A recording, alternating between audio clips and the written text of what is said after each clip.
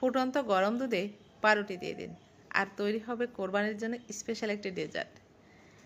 সারাদিন গরুর মাংস খাওয়ার পর সবাই সন্ধ্যার পর মিষ্টি কিছু খেতে চায়। 1 বছর বানিয়ে খাওয়াইছিলাম, এখন প্রতি বছর সবার এটা চাই। হ্যালো এভরিওয়ান, আসসালামু আলাইকুম। এখানে আমি 2 কাপ লিকুইড দুধ নিয়ে নিলাম। এবার অপেক্ষা করতেছি এটা বলক আসার জন্য। বলক আসতে আসতে সবাই কমেন্ট করতে থাকেন কে কোথা থেকে আমার ভিডিওটি দেখছেন, যাতে করে পরবর্তীতে আপনাদেরকে ধন্যবাদ জানাতে পারি।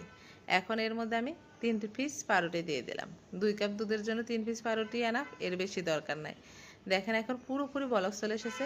এবার চুলাটা কমিয়ে দেব, দিয়ে এটাকে একটু ডুবিয়ে দেবো, মানে পাউরুটিটাকে একটু দুধের সাথে ডুবিয়ে দিয়ে চুলাটা বন্ধ করে এটাকে রেস্টে রেখে দেবো ঠান্ডা হওয়ার জন্য। এ ফাঁকে হচ্ছে আমি ক্যারামেলটা তৈরি করে নেব। তো এখানে আমি 2 টেবিল চামচ পরিমাণ চিনি দিয়ে দিলাম, আর সামান্য একটু পানি দিয়ে দিচ্ছি। অপেক্ষা করব চিনিটা গলে কালার হয়ে আসার জন্য।